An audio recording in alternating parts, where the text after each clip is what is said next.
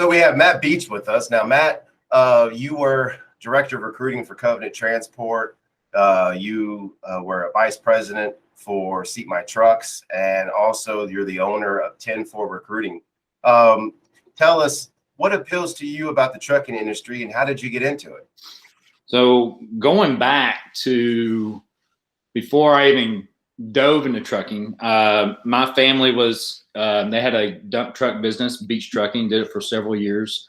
Worked there in my high school days. Turned around, I think my grandfather had it for 26, 28 years, and then sold it when I was a senior in high school. And then from there, college, then jumped into some insurance sales type stuff. And even then it was, the big part of that was, hey, can you go out and meet clients and build relationships? I'm like, yeah, I can do that. That's no problem. So did that for a while, and then was with a large company called Masco Corporation for 15 years. And it was all about training new associates across the United States. We had a large home improvement account that I assisted with. And so it was just, I was a national trainer for them. They were going out just training people, build relationships, right? And make people happy, make people know what they're talking about. And so at one point, a gentleman approached me, you know the name, Rob Hatchett, and said, hey, there's a position open, you should put in for it. It's about relationships, about building relationships and people building. That's what you do. And I met Rob at the time. I was at Sunday school, and I taught it for 12 years, and getting in front of people has never been a problem for me, and talking, and you know how it is. I just love to do this. And so I interviewed for it, and they're like, can you go out, build relationships, meet with truck driving schools and do it? Yep, I can do that. Perfect. There's a whole lot more to it. But you asked, why do I love it? I love the relationship side of it, whether you be on the trucking side, the actual truck drivers, or the carrier side of it. I can remember the recruiting department was actually in the safety department was together, and you could actually see drivers get their ID numbers, and they were super excited. Whether you be a new, especially new drivers who are coming in this industry. Some of them are, hey, I'm just looking for a job. I've never made, the big money before, and I'm ready to get out on my own. Or you've got some people who, bless their hearts, this is a second chance. I need opportunity. And this industry is just open to many of those levels, right? And so you'd see these individuals just getting a job, and whether it be their first time or just second chance, or, hey, I'm got an opportunity to better my life and for me and my family.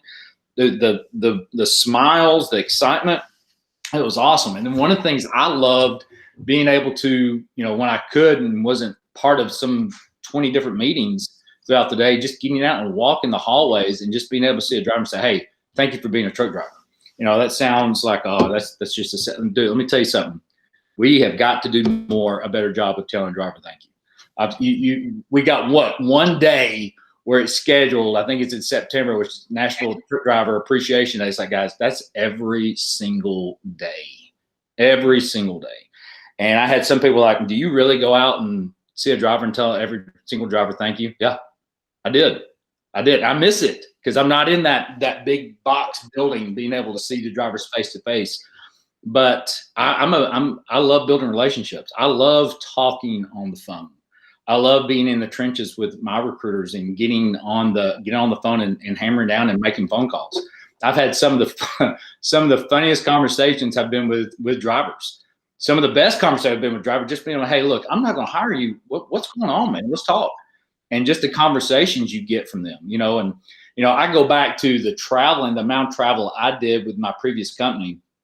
And I use that as a relationship building with drivers, because one of the scariest things that a recruiter could probably do that's never recruited before is not just public speaking, but it's also just picking up a phone and talking to a driver going, what do I say to him? A lot of recruiters will go, hey, Sean, this is Matt Beach with such and such. Do you want to try to run a job? No. Okay, bye. And hang up and go on. It's like, hold on. Sean Davis is out of Nashville. I've been to Nashville. Sean, hey, this is Beach. What's going on, man? I got this driving job, dude. Tell me, you're in Nashville? Dude, what's going on in Nashville? Do y'all just have this massive Grand Prix race. By the way, did you guys go to the race? No, we haven't. I would love to go to see it again. It's pretty fun, and it's massive. Oh, it looked like it. I mean, it's a whole track that they turned the city into a Grand Prix, didn't they? Oh yeah.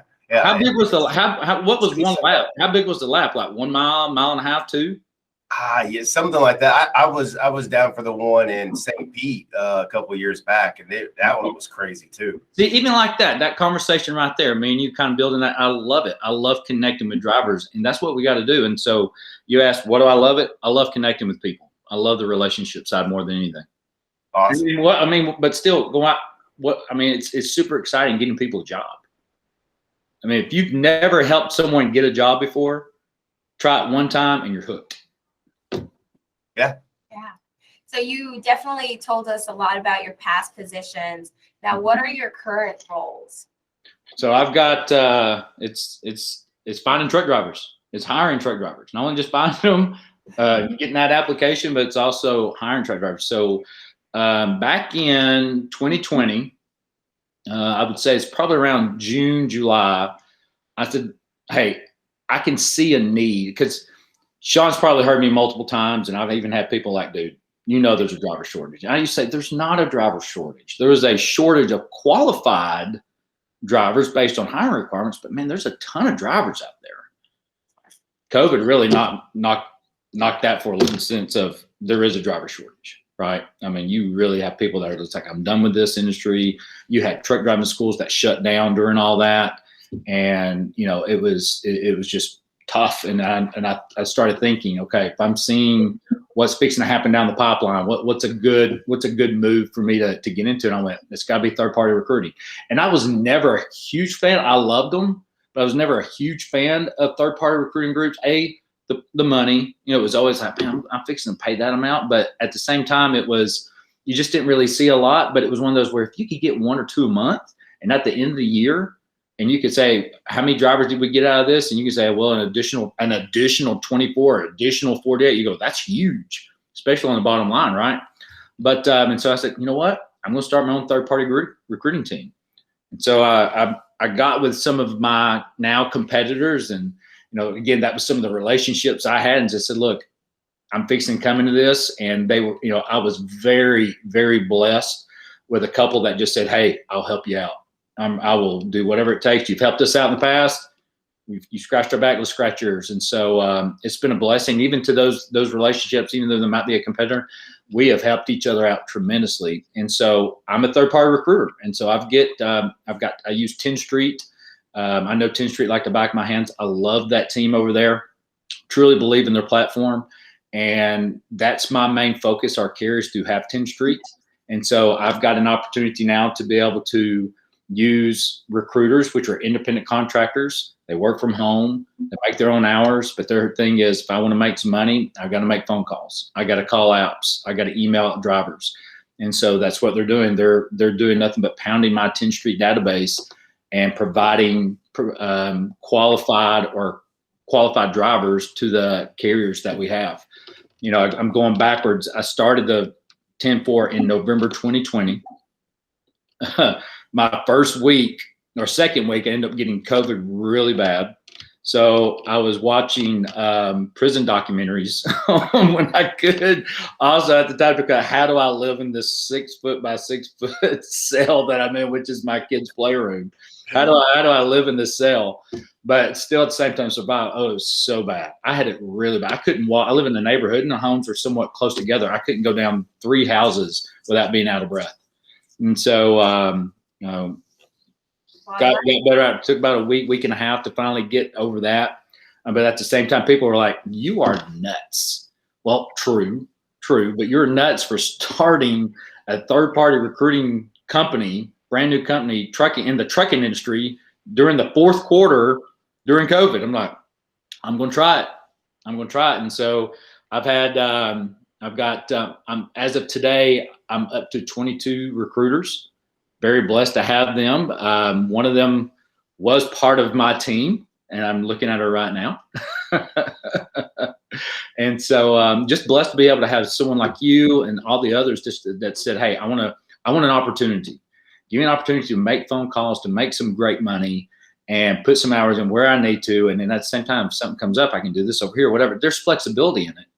And I think that's what a lot of independent contract or recruiters like, the flexibility. But at the same time, it's like, if I got to pay this, make some bills, do that, I still I got to get a hire or two. And so that's what I love about it. And so right now I've got several great carriers. I've got a couple of options that I've had to create even during this time. Third-party recruiting, you got to get creative. You can't just sit there and go, well, this is what everybody else does. You got to come up with your own method. And so I've gotten creative on some of that and been very blessed. And so November will be a 1 year coming up, but we've been very blessed to start this company and see where it's going. Yeah, like you said, you definitely, when we were working together, you definitely worked on relationship building. Mm-hmm. And you are just so great at that, and teaching, and your team is so good at that. I mean, even now, I took that, and all of our students, have such great relationship with us where they feel like they had a family leaving from here, and they come back to visit us. Yeah, it's so important to have that because they're just so important. Like you said, we have to thank them. Yeah. Without them, there's just so much we would be missing. Yeah, I had someone the other day like, man, I'm not going to be I still got my Class A, but I'm probably just going to drive a dump truck for them. I'm like, that's awesome, man. Yeah. That's great. I'm not mad at you not coming back to drive a 53-foot trailer or, a big semi. I'm like, hey, the fact that you got your Class A, thank you. Yeah. Thank you. So true. So true. Yeah. I mean, and so in your current role, what is it that you're providing drivers? It's a driving job. I mean, we've got, I think right now, I'm probably going to go down a big rabbit hole here, but not only is there a shortage of truck drivers, their carriers are also seeing a shortage of recruiters. Oh. I mean, and it's not because there's people that's not willing to recruit. Some people have stepped out. I mean, COVID was like, this is too hard. Don't want to do this no more. All right, I'm out. And there were third-party recruiting people that are willing to pick those individuals up, whether it be, hey, I'll pay you this. It might be a little bit deep. You can try this out. Now, did they work out? I mean, who knows? But at the same time, I think a lot of carriers, and you're probably seeing it right now on LinkedIn, where a lot of carriers are going, I need recruiters. I need drivers and I need recruiters. I need recruiters to work the database, the leads that we've got. We've got people that's not working leads. Or we've got all these leads right now. We just need, just give me warm bodies. Give me someone to make a phone call. Now, I'm not saying that's the right approach about that, but still, a lot of carriers are looking for where not only the drivers, but we need somebody to call them. And so that's kind of really good from a third party perspective, where third parties can jump in and be that additional help. I was mentioning that 1 or 2 a week, or right now carriers say, if you can just give me 2 a month, I'll be happy with that. And we've seen just that huge need. And I think at the very beginning, or toward the first of the year, you had a lot of carriers that really saw that, we're fixing we've got to partner up and find the right relationship with third-party recruiting groups that can help us out with that. And so you started seeing carriers where third-party recruiters were having to really cold call. I mean, I started off doing a ton of cold calling myself to carriers saying, hey, can I help you out? Can I help you out? Can I help you out? Now carriers are reaching out to a lot of third-party recruiting going, I need your help. And that's fine. That's great. Again, that's a blessing. But at the same time, we're doing, the big thing is we're just trying to help each other. We're trying to find jobs for the drivers. And we're trying to entice them. Hey, there's a lot of movement going on. There's a lot of this, a lot of increase in pay. There's this and that. And so now you've got third-party recruiting groups, regular in-house recruiters that are doing nothing but promoting that carrier. And the more phone calls they get, the more work in that database, the more interest. That just puts that carrier in front of others. And so, yeah, that's a big service that provide. But then I go back to, do we have the manpower to make those phone calls? And to me right now, I wouldn't say that this is a senior executives would want to hear this. But I mentioned this at this last conference that I was at in Birmingham. And I just told them, I said, guys, here's the deal. You have got to put training, you mentioned relationship building with your staff, Yes. your in-house recruiters. If you are pulling your recruiting managers, your directors of recruiting, if you're constantly pulling them and putting them into 10 to 15 meetings a day, you're taking them out of the trenches of your people. And they need someone in the trench. They need a leader in the trench with them right now, making phone calls, pushing them, promoting them. Guys, you got this. Make that extra additional call. Let's find way. The one thing I love, going back to what else did I loved? I always loved when a recruiter would come in my office and we're hungry. Like, I want this happen. I know this driver's good. I want you to get up out of that seat, get over to safety, and let's get this driver approved. Let's go. And I was gone. I love that, because that was those recruiters that were hungry, or I want this lead. This is mine. And fight for it. I love going over to going, okay, here's where we're at. We got this driver can do this. He's got this, or she is able to do this, and this. I know our guidelines say there's like a little gray area. I like finding that gray area. Like, can we work with this? Yeah. And so, again, that's going back, just fighting for every driver right now. And, I go back, recruiting departments need that. They need a leader in the trenches with them, being able to fight for every single lead, for every that recruiter gets on the phone. Right now, if you can get a driver on the phone, amen. I mean, it is, because they're getting slammed with so many calls. They're getting slammed with so many emails, slammed with so many texts. If they can get that one driver that wants to talk to them, right? And not just be that immediately, well, drive, no, okay, see you, bye. Just be that person that can build that relationship, but they need leadership. They need guidance. They need help. They need, and to me, I'm like, senior executives, stop with the meetings. People are going crazy right now. They're pulling drivers ahead. They're saying this. They're trying to make them, hey, what's the next goal? I mean, I love setting goals. I like meetings, but at the same time, to do a meeting for me, guys, I wish senior that would ask themselves, where do I need my leadership right now? You need your leadership with the people that you put interest in and you've got faith in, so they can sit there and stop and think right now.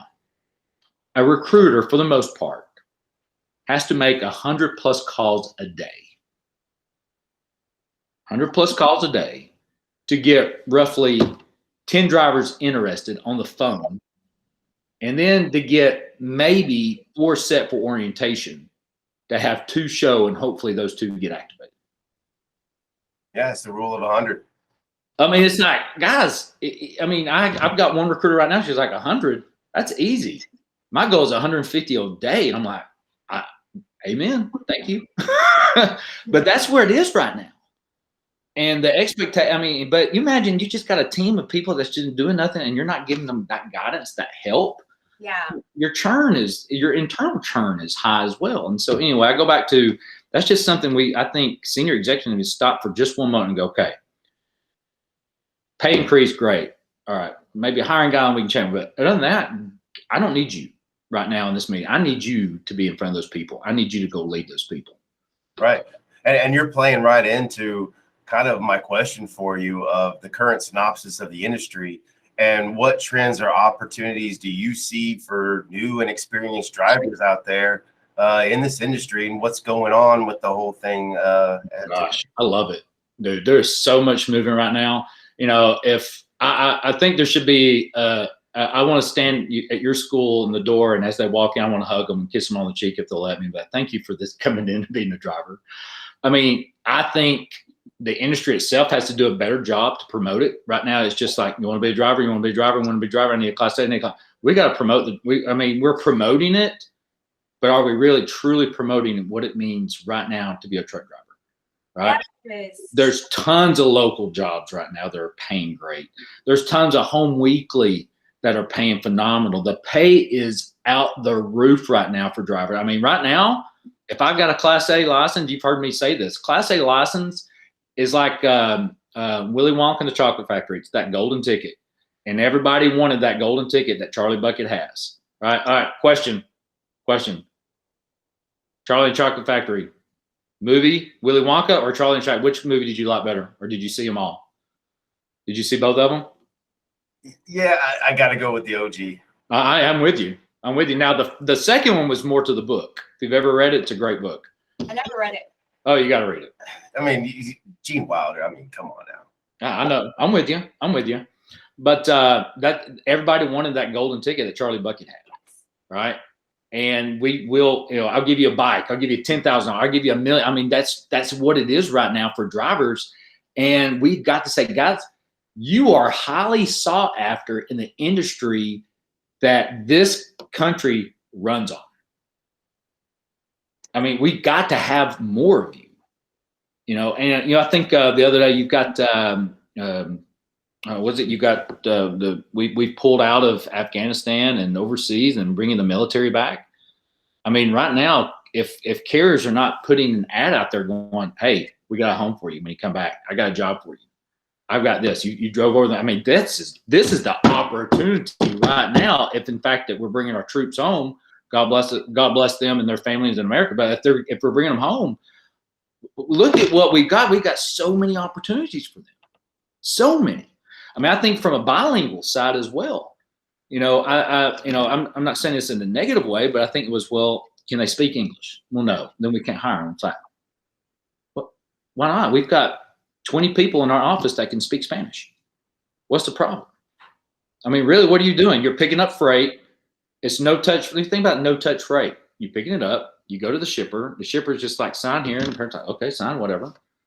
Yeah, I mean, I'm making that sound easy, but it's like, guys, can you read and write sufficiently? Not proficiently, like I could have a conversation for an hour with you, but can you at least understand me? And can we have a quick, you understand signs? Like it's just a sufficiently like to get by with, federal enforcement officials. So I've got one recruiter that speaks Spanish fluently, and talked to her this morning before this call. And she was like, so where do you think my focus will be? I said, it is 7 o'clock in the morning in California.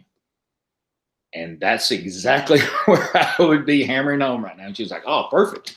And so I know that's what she's doing. And she can pick up the phone. She can speak clearly English to this driver, or she can pick up the phone and someone starts speaking Spanish. She can just knock it out of the park. I'm like, that's phenomenal.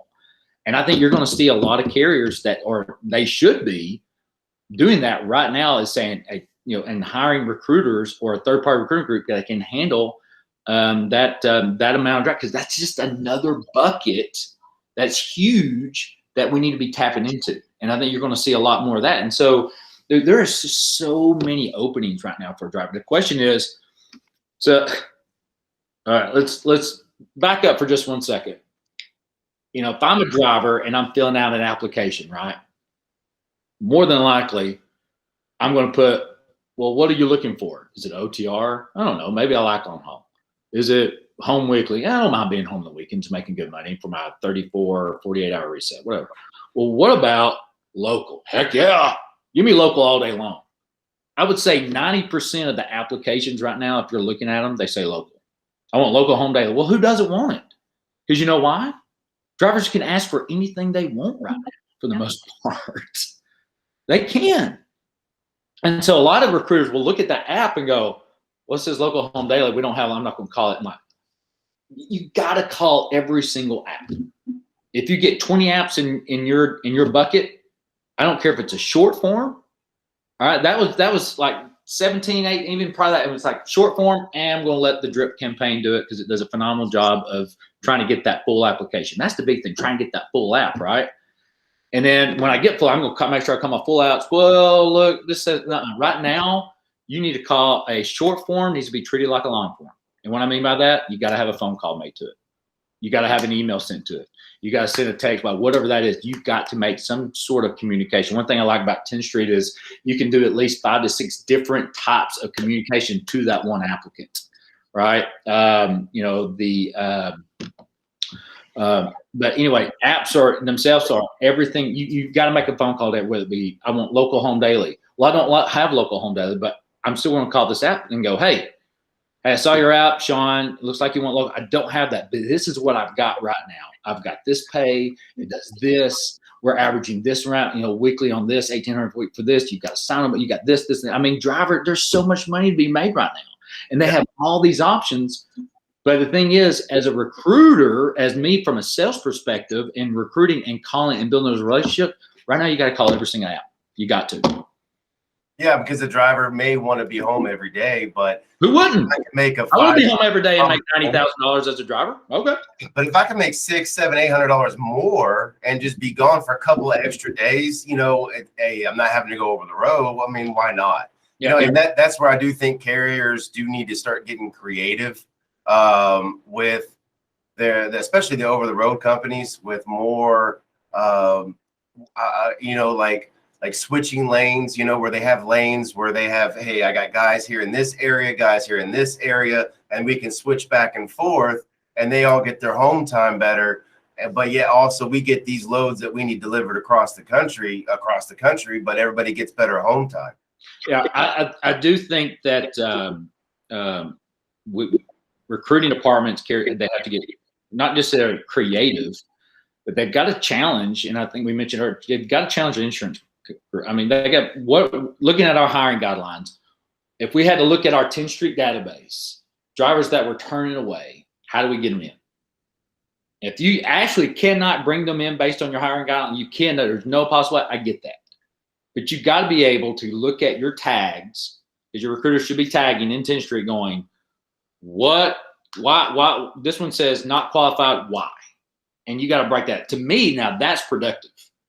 That's a meeting I would want to be a part of going, if I can get more, how do I get more? Right? And tagging is key and all that, but still, I think from a truck driver, someone always asks, where's the drivers at? They're in trucking schools. That's always my first response. They are in truck driving schools. Can you do a training program? No. Okay. So what else can you do? Right? You think what COVID did was push a lot of drivers past that 12-month mark. Right? And guess what? So now I can't hire you because you don't have any recent experience in the past 12 months. Okay? So what can I do with that? Refresher program. Well, what's a refresher program? Partner up with a school. If you can't do it yourself, partner up with a school and put them through your refresher program. Yeah. 40-hour refresher. I guarantee you your insurance will go, that sounds great. Can you back? Can you do this? Can you do maneuver this or this? Whatever. Perfect. Let's do it. A lot of carriers they don't either. They know about it. They're not mentioning it. It's that secret sauce. I don't care right now. Everybody should be doing it. Yeah. You got to get creative. I do. That's that bucket going, okay, if I'm searching in 10th Street based on the tag, not qualified, hopefully the recruiters have put notes in there going, why? Look, here's 500 drivers that right now we could put through a refresher. Yeah, I mean, everybody's got to get creative right now, because there's tons of drivers out there, and it's a great opportunity. I think it's good for schools like y'all to go. We'll do it for you. I'll put you for 40 hours, but it goes. The other side is that some schools that I've talked to is we don't have the time for it. Yeah, and we've got driver. We're so far behind. Not behind. Let me back that. We got drivers wanting to come into our school. We just don't. They're on the back burner and on the schedule. Like, hey, 2 weeks you can come in. I mean, hey, that's a great problem to have, but it's a problem. Yeah. Oh yeah. It's a problem. Nationwide, it's a problem of the local governments in every state, every city, of getting these drivers to be able to test for their CDL. Because I mean, from what I'm seeing and hearing, from our level and from other schools, is we're all booked up and we're trying to get these guys and girls going into the industry, but the states that are saying, oh, we're here to provide jobs, are not really putting forth the effort to get people to be able to be trained in order to test them out. Yeah. Yeah, that's what we're seeing, is that just the testing side of it. We can train you all day, but then to get you tested, it's going to now take a little time because the state hasn't opened up more available testing, I guess, personnel. Right. And so it's almost trying to figure out how to balance the two. However, I know you were talking about the positive attributes with carriers. Can you get more in depth of like what that's looking like when the processing of their applications? I wish as soon as I send it over to them, immediately it immediately comes back. It doesn't necessarily happen that way. But I think carriers are doing all that they can with who they got. Processors, there's so many. I mean, I go back to the, trying to work and get every app approved. And I can only imagine, even from a safety side, I'm sure recruiting managers, directors, or recruiting VPs, or recruiting recruiters themselves are going and sending everything over to a processor going, can I get them approved? Well, blankly, you can't because it says right here. Well, can we look the other way? No, we can't look the other way. So I can only imagine how much that's getting slammed. It's I call it that, you've probably heard me, the domino effect. One domino goes over, and we're quick to go. We only see this one section of dominoes that we pushed over and not the other 10,000 that it connected to, right? And so there's just those little points that happen along the way that just ends up building up. And I was talking to a friend of mine who's on the safety side, and the product is like, we are slammed with so many applications. Now you think, well, when you slam with just a lot, some of it's just the same driver multiple times, but still, it's a good problem to have, but it's a problem, right? And so carriers do a great job, I think, of processing the best way they can. I think I go back to 10th Street does a phenomenal job of, from my end, and just being able to order the reports. Driver IQ is another one. I think Assurance, another good, background group. But there's just, I think there's a lot of tips and tricks, and not tricks, but just a lot of tips. And how do we make this easier for the recruiter to be able to read and process? And, looking at, I don't know if you've ever done this, but if you've ever had a chance to do an application, order consumer reports, and then for that recruiter to stop and look at it and go, where's the needle in the haystack?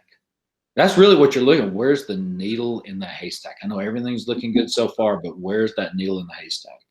And and that's what safety's doing. I mean, you got to think that's just one application, and they're looking at several thousand a week, depending on what carrier you got. I mean, it's a challenge. You're looking at what their history is, how long they stayed there. Was there any accidents that they had while at that company? Any drug issues, alcohol issues? And then where things aren't lining up, but they put on their application, they work here, here, here, and here. But I'm seeing come back on the consumer reports that, there's another company here that they didn't list. Now we got to go after that company and find out, did they have any issues there? There's a lot of things behind the scenes that, the driver. Do you want to hire drivers or not? Right? Do you want to hire a driver or not? I get it. We got these guidelines we got to follow, but do you want to hire this person or not? And that's where I go back to, you got to challenge your hiring process. And if you haven't done that already, you're so far behind, because tons of carriers have already challenged their hiring process going, how do we make this easier?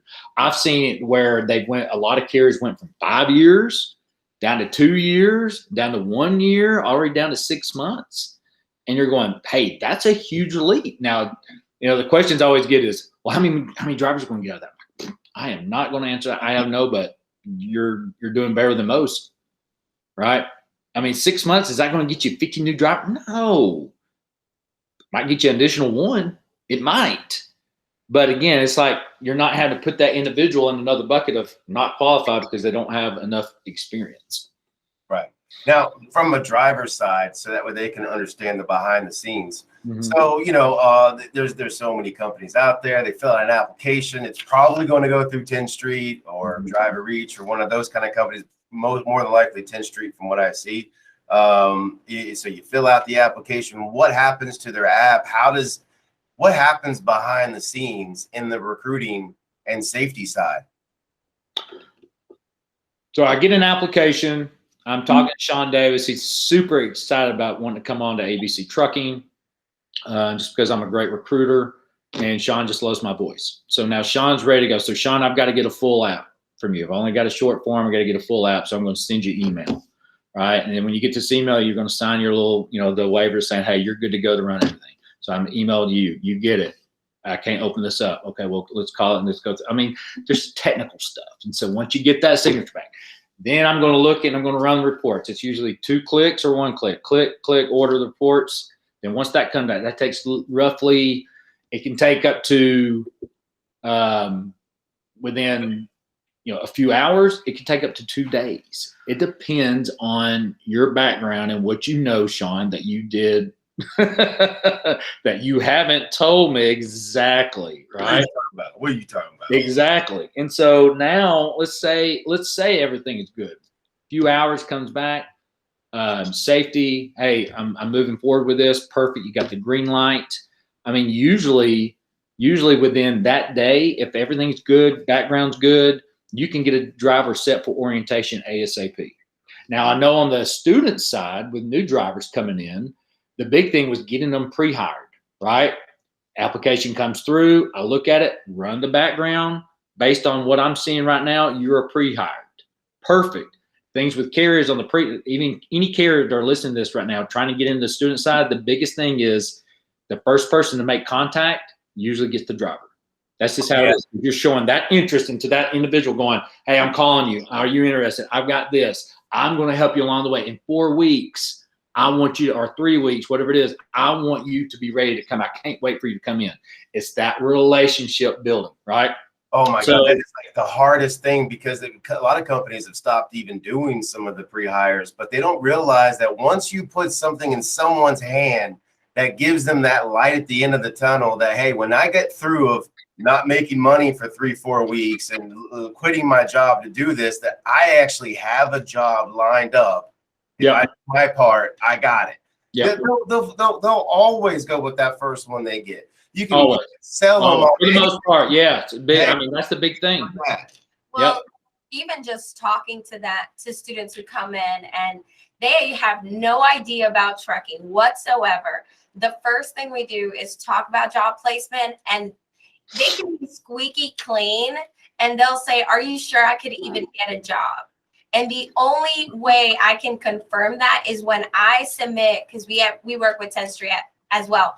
When I submit their application to a company and they get to speak to them that same exact day. And I'll tell the student, you're going to hear from this company today.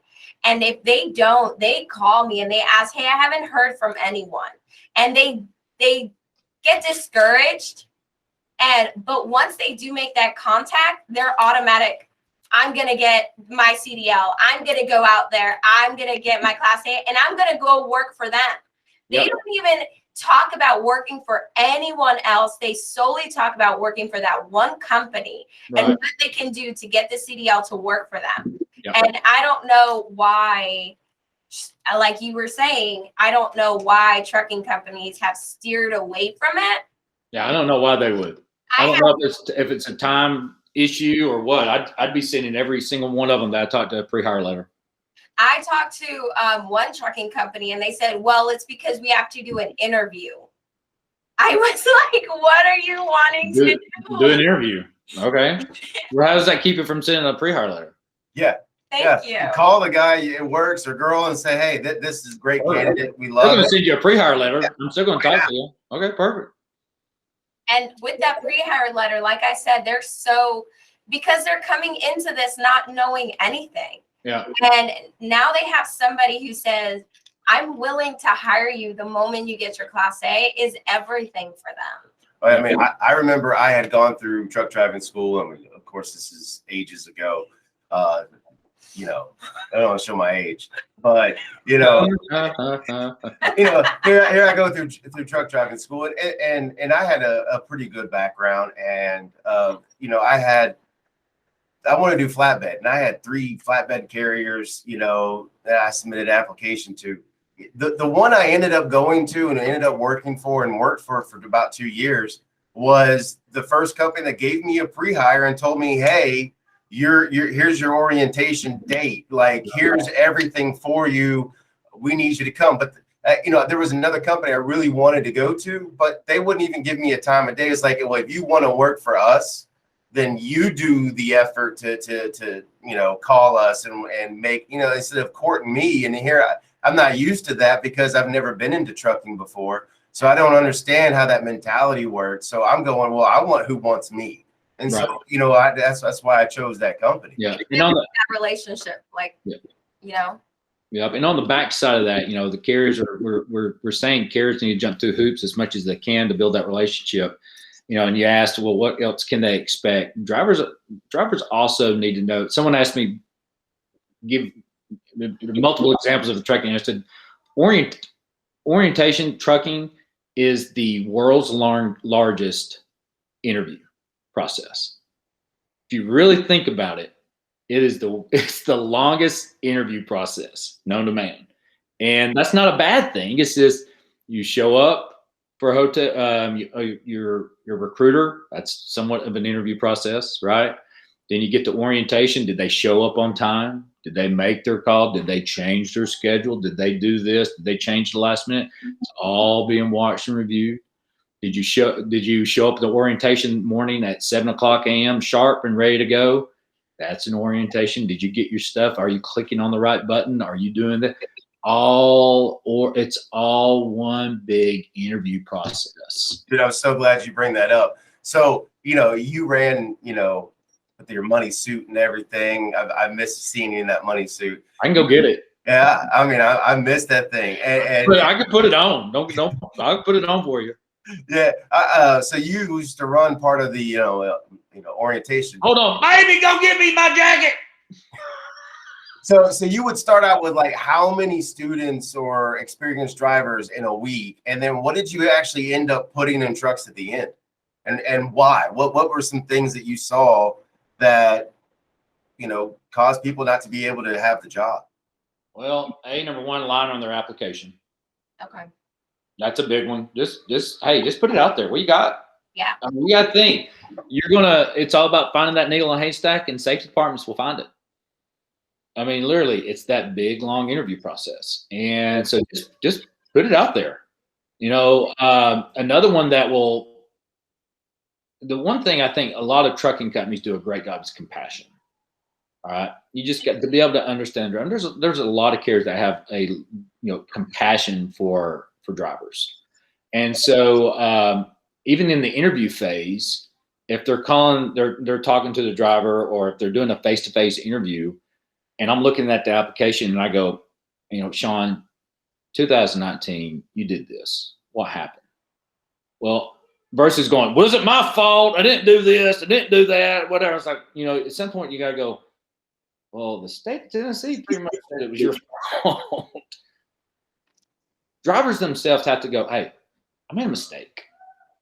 If it's down that, one of those situations, we see it a lot of times, just depending on how many drivers you're hiring. It's like, hey, yeah, I made a mistake. This happened. I was this. It's my right. I'm looking for a better opportunity. I'm willing to do this. I want a shot. 9 times out of 10, that driver, get them in here. I love it. Let's go. Now next. And so just, again, I go back to drivers themselves have to be held accountable for these positions.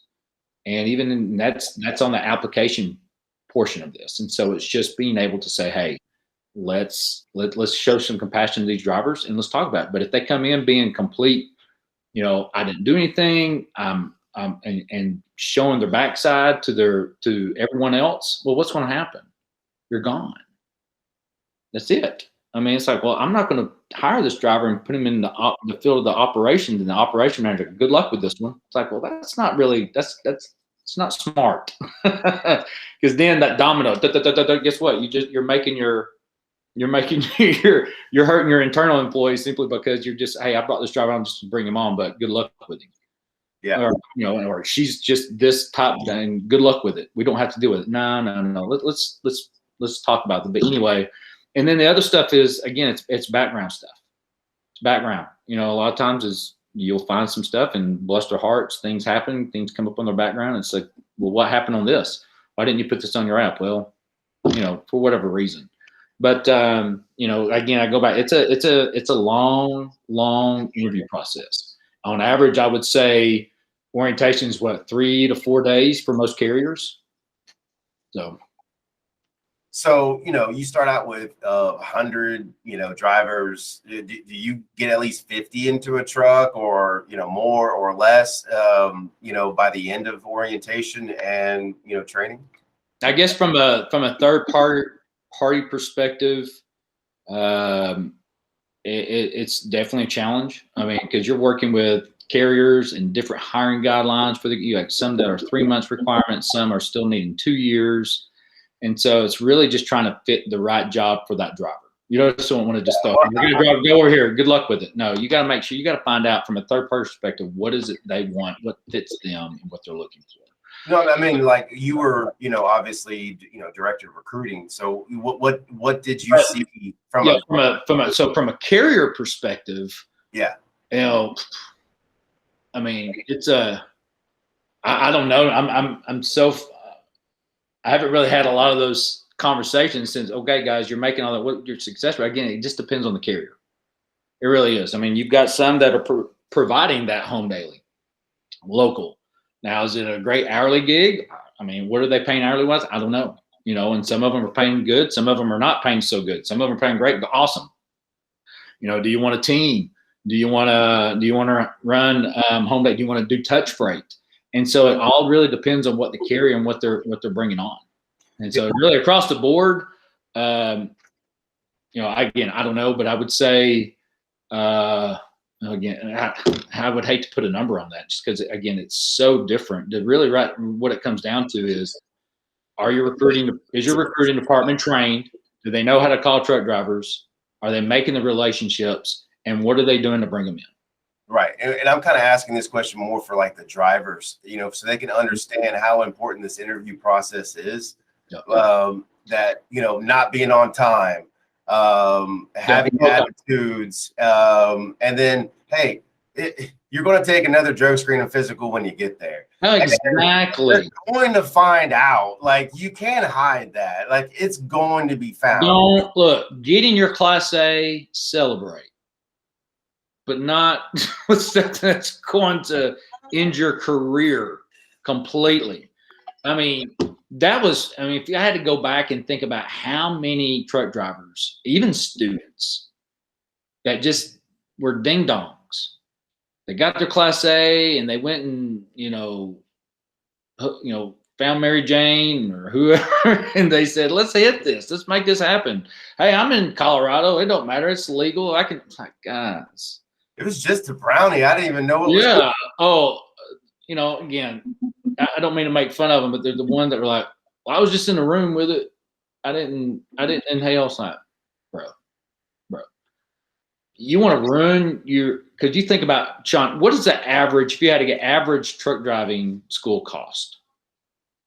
Typically it just depends. Like you said, with carriers, it depends on the school. Typically anywhere from $5,000 to $10,000. So now let's just say let's meet in the middle of the road. I've got $8,000 that I just did with a truck driving school. And I go and do something stupid. Then I get to the carrier, and then I fail their drug test. All right. I get popped. Right. Or I show up because I know I'm not going to be able to pass it. And I show up, whatever. Anyway, failed drug test. Well, what happens in that? There's the clearinghouse. You are it's like being the FBI's most wanted. Does that make sense? As soon as you fail that, you are done in this industry. Now, they got the STAT program, which is an interesting concept of, do carriers take individuals who've been on the STAT program or not? That's another thing I'm watching, right? Now, just what's that other bucket? What carriers are able to allow those? Hey, and if they can, it's all about their hiring guidelines. Great. That's internal thing that they got going on. So be it. Their insurance company. That's just something I'm watching. But it's like, for the most part, you're done. So now I've got this amount of money that I've got to pay back. I can't get a job, right? Either I paid it for myself or my mom or somebody had to write that, and now I've got to pay them back, because they signed for it. And I'm going, I mean, there's hardly any carrier that's going to take you. Yeah. You're on the FBI instant most wanted going, don't take this driver because they failed this. Yeah. And then if I'm not mistaken, it's also going to be a record that you went to that company for orientation, and there's and so if I go, well, I'm going to go to the carrier right down the road. Well, guess what? You got to pull VOE and verification of employment, and guess what they do? That orientation, that failed drug test, smack, clearinghouse. They type it in. Let's see here, Ricky Smith. Look up, boom, pow, failed drug test. Nope. Nope. So even with the clearinghouse versus having to wait for that VOE, you don't have to wait anymore. The carriers have to input the information to a clearinghouse, and it's right there. I mean, they're done. They're on the list, blacklisted. That's really what I look at the clearinghouse. You're blacklisted. You're done. Yeah. You can never come in here. It's over with, for the most part. I'm watching that SAP program. I'm watching that closely. And that takes so long to get through as well. And then you got to go through a process. You know, it's not guaranteed. And then what company will take it is very rare that I've seen. So, so besides, obviously drug screening, you have the attitudes, you have the on time, you have, all the other things that could happen. And that stuff also gets put on their DOE. The companies do write that stuff on there. Stating, hey, the issues you had, that's why they didn't hire you, correct? Yeah, you got PSPs, you got DAG, you got VOEs, you got your MVR, you got your criminal background that they run. I mean, go back, it's that needle in the haystack, and there's so much information that follows that Class A license. So definitely, you see, because I remember when I went through orientation, there was, like 50 in the class. Within the first day to 2 days, we was already down to half, and that was whether physical issues that they had lied about, that was drug screen, like one had a bottle and thought he could get away with it, to, attitudes and not listening and paying attention to the details and instructions. Because if you can't do it in the little thing, then why am I going to put you behind this big truck and expect you to do what you're supposed to do without causing issues or problems? Yeah, even though, I think if you got a Class A, there's that fine line of, I've got a Class A license, I'm highly sought after. Yes, you are. That doesn't mean you get to do what you want, right? And that's one thing, especially those coming into the industry, they're hearing that, man, they need more driving. I can come in, I can do what I want, say what I want, be what I want. No, not the case. We need you. We need good drivers. Yeah, and that's the key. Is good. And so tell me, what advice would you give new drivers today? Obviously, then there's experience too. What advice would you give drivers I'm talking about good drivers, not obviously the ones that have issues, but ones that are wanting to either get in the industry or in the industry? So, I think about truck driving schools like yourselves, the success rate and what you guys and your training that you give these drivers. My suggestion would be, and I might get smacked in the face by several carriers by saying this, because if you stop and think about if I had to put money, a driver coming out of school is one of the best retentions that's in this industry.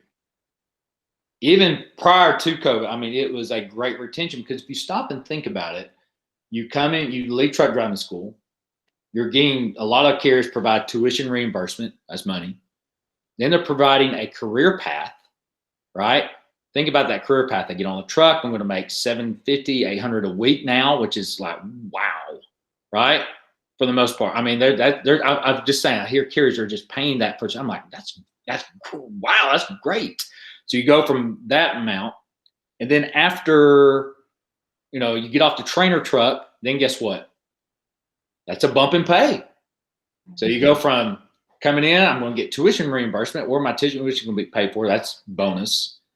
Number two, I'm getting on the trainer truck, making great weekly just to get my feet wet. I get off in three weeks, 120 hours, 160 hours, wherever it is. Boom, there's a bonus. Hey, I just got a pay raise in 4 or 5 weeks. Then guess what? After 3 months, 90 days is usually another bucket, especially, again, those carriers that are doing this or looking to do student, that's another pay increase that you should be giving your drivers. All right. By that 6-month mark, in between that 3 to 6 month mark, drivers right now are being seen as an experienced driver and getting experienced pay.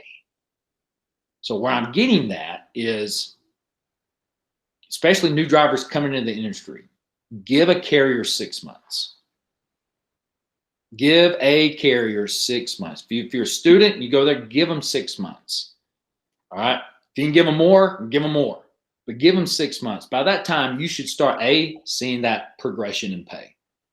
You should. I mean, if you're not, you should. All right. And that progression in pay is just nothing but seeing that going up the ladder. I'm moving up the ladder. Based on what I'm doing, my driving experience and what I've been doing, good driving, boom, I'm getting paid. I'm making that money. Yeah.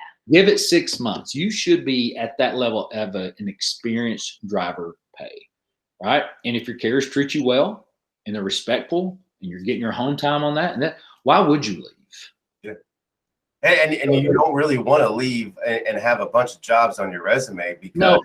And that was another thing. You think about your VOE, you got carriers that are looking at job. I call them a lot of times. Hey, I'm not saying everyone is this, but you got bonus jumpers. Yeah. Money right now is just being thrown at left and carriers are seeing carriers who are used to a 40% turnover are now seeing 100% turnover, and they don't know how to take it. I go, that's the industry right now.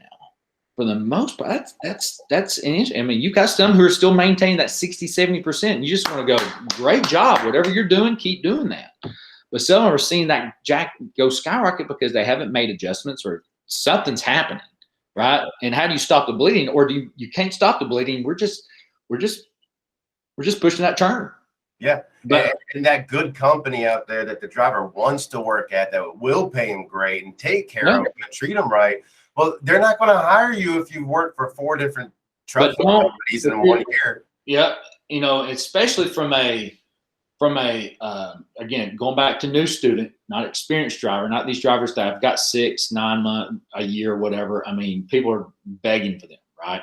But even from a new driver getting their feet wet in the industry, getting 6 months of OTR under your belt. That's where it's at. Yeah. I mean, that's a sweet spot. That is the sweet spot.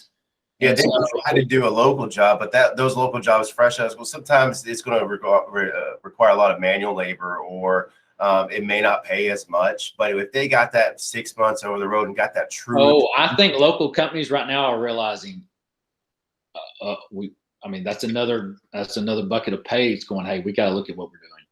We're losing local drivers. How are we losing our local home daily drivers to someone just doing OTR? It's like they're making $120,000 a year versus your $18 an hour. Yeah, and they're willing to be on the road away from their families because they got buy-in from their family, which is another key thing. Get buy-in from your family to be able to say, I'm going to go run this. I'm going to make a lot of money. I'm going to be away from home. Are we okay? Make it happen, Captain. Yeah, get 6 months done and save all that money, and then give your carrier. I think that's, to me, just give your carrier that you choose that you're wanting to go to. Number one, pray about it. B, make sure that it's something that you and your family can do, and C, give the carrier at least 6 months, and then step back and go, where are we at right now? How am I feeling? Is this good? Because even then, if I had a student that got me to 3 months, I would hug and kiss her cheek, but thank you. Thank you for getting off the trainer truck and getting to that experience level. Thank you for that 6 months. I mean, we should be making tunnels as they come in from the road operations team, making tunnels every single day. Thank you for 6 months. Yeah, I mean, because it is difficult. You know, you went through school, you weren't making any money. You get to the trucking company, you got to go through training. It's not easy. It is difficult. It's not a walk in the park. It takes a lot of effort and a lot of hard work and dedication. But then once you get it done, yeah, you want to feel that reward for all that hard work you put in. I think with truck driver, I mean, you're putting investment. I mean, your class is an investment into my future. Yeah. I think another point is they need to look at endorsements. Yes. And is it worth? I mean, if I had to guess, hazmat endorsement, is it still $75, $100, whatever it is to get it? Yeah, I mean, if they were to take the initiative and go ahead and get the background done, and then by the time that they're through school and everything, a huge additional chunk of change right there. A lot of carriers will pay you a hazmat load, even though you're not hauling the hazmat haul. If you're not hauling hazmat freight, but you got your hazmat and it's certified, perfect. Hey, pay them that hazmat freight. Pay them. I mean, to me, I think it's worth the extra money. It's worth the extra money. And a lot of carriers will pay it for you. If you come in without it and they're willing to pay for it, get it. So I think some drivers think, I don't want people to look on my background. I don't want them to do this. I don't want to. It's like, gosh, it's worth it. It's worth every penny of it. All right. Well, we really appreciate talking to you. Our last question is going to be, what was the funniest thing you have seen or dealt with in regards to hiring drivers? I've had a ton of conversations with drivers. I have had tons of one-on-one experiences with drivers. I think some of the funnest times I've had, though, is with carriers and truck driving schools at CVTA events and NAP FTD TDS events. Sean's laughing because, Sean, you're part of those experiences and some that we've had. But I can't just name one. I mean, I will. An interesting story. I won't say names, but it was an interesting story. We were at a CVTA event, and the school was in front. A school owner was in front of me, and I just said, "Ask for the presidential suite. See if they got a suite. See if you can get that." And then he just had a standard room. And he's like, "Hey, can I get an upgrade?" And they're like, "Yeah, we can give you the presidential suite for a couple of nights." And he looked back at me like, I was like, "Get it." For no additional charge. They just said, "Yeah, we're going to upgrade you for a few nights." Nice. Living like a king and queen, you know? I mean, and so, of course, I got invited. I was like, what in the world? This is unreal. But anyway, there's been tons of great, amazing, funny stories. There's just a lot of wonderful people that I've been blessed to know, such as you two. I've met a lot of great people, and me, I love helping people out no matter what. I don't care if I'm not going to get a buck out of it. I don't care. I just want to help the industry out. I want to get people in the right seats. I want to help people, better themselves. And there's just a lot of great people out there that I've had a lot of fun with, that I've had a lot of great times with, that are just out there and they're passionate for the industry. So sorry, I can't name just one. There's tons. There's tons. In all honesty, Matt, that kind of attitude that you've had has always been seen by everyone around you, whether you know it or not. And that's why everything that's always blessing you is because of the blessings that you give out, and that's something you taught me, and I have tried every day to apply in this industry as well, because of what I learned from you and how you've done that for me and others. I've seen it. So I do know the industry owes you a lot, because you are an amazing asset in this industry, and I definitely want to thank you for coming on the show, and I appreciate all that you've given us. Yeah, well, I appreciate y'all. And as I always say this, and I sound like a broken record, but if there's anything I can do better for you or for anyone, please don't hesitate to reach out. I love this industry, love the people in it, and whatever I can do to help out, just let me know. Awesome. Thanks again, Matt. All right. See you guys.